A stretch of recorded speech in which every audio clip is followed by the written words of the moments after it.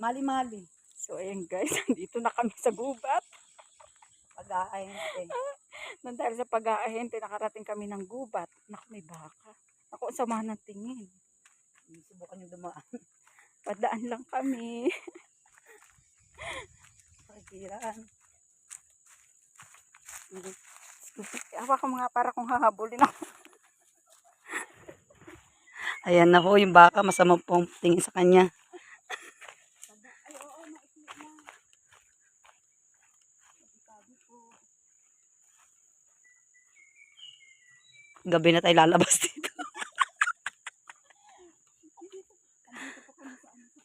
Diyos ko po, ang dilim dito. Ako, manunutay. Ang dami baka nakalbas.